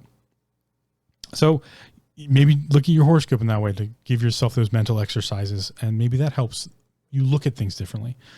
Spiritually, I'm still trying to answer that question. So maybe I'll try to give a couple options here. Nostalgia. Look towards the nostalgia. I think there's something there. The magnitude in time and space. The weight in time and space. What does that look like? And I know this episode's gotten kind of long, so I'll try to keep it quick here. Looking at how to nurture the spirit when I'm talking about how it's weighted in time and space. First thing, give it magnitude. When something has time and space, it has a crossover of magnetism and the dielectric, counter space and counter space. So it's tangible and intangible. So it has magnitude and not magnitude. See, I'm struggling. I might have to do another episode on this to figure out what that actually means, or how to tell people what that means. To give your spiritual side an outlet for its magnitude. is to nurture it, is to give it essence, to give it something. For me, this sometimes looks like practicing Tai Chi or meditating. For a lot of people, I think it looks like meditating. Some others might be that seeking of nostalgia, that very comfortable nostalgic feeling that is both mental and spiritual at the same time. Doing something that very much speaks to you as far as like a cultural dynamic. A lot of people get, I believe, a spiritual response out of something that culturally speaks to them. I have quite a few tattoos on me that culturally speak to me. My beard for the reflection of my North Germanic genetical background. I'm a mud of the world, but I do have a lot of North Germanic genetics in me, which my beard in essence is a reflection of that. That could sometimes look like the gym to some people, like just you can feed the spirit both mentally and physically to feed the spirit as well. So there are combination effects there. So I don't know of anything right now that is just purely a spiritual aspect. Even prayer is still a mental, thing like that. So yeah, I guess eat a good meal can be, again, spiritual by nature. So like maybe that's something to keep in mind, and not like don't go to a restaurant, like a cooked meal. I suppose that brings up the conversation. I was kind of circling around it. I'm not sure if I wanted to get too much into it, but things that require effort typically nurture the spirit, like real effort, like learning something new that you're interested in or culturally speaks to you. Boom, compound it. Those types of things that require effort, they speak to the spirit, I think, because they're asking and answering why questions. So, do what you will with that. And I'll try to come up with some more as we go along. This is an exploration of spirituality, so clearly I'm not going to have the answers, but I think I've now defined some really good questions to base our conversation off of. I think that's it for this one. As always, I thank you for listening. I hope you get out of this as much as I get out of it, which is quite a bit. So I hope there's some balance in that regard. Head over to taminghindrances.com. Check out the archive. Maybe there's something in there that will nurture you mentally or spiritually or physically, if you want to talk about supplementation and what that might look like. I produced a deep dive on the vitamins and what vitamins do, the essential vitamins or vitamirs of the world to keep our bodies alive. That's over at the YouTube channel, Taming Hindrances, YouTube/Taming Hindrances. Check out purebulk.com if you're also interested in supplements. They can nurture the body with that. Mental too. They have some mental stuff in there to help out with the mind. Do some Tai Chi, do some breathing exercises, do some meditation, do some Qigong. I teach all of those in my my business practice, bodywork practice. Yeah. Listen to some good music, do that. But I'll catch you on the other one. No new outro. I'm sorry. Same old outro. But maybe I'll come up with a new one of those for next episode. Take care. I will talk to you on the next one. Thanks for listening. Come check us out at taminghindrances.com for show notes, links, resources, and more.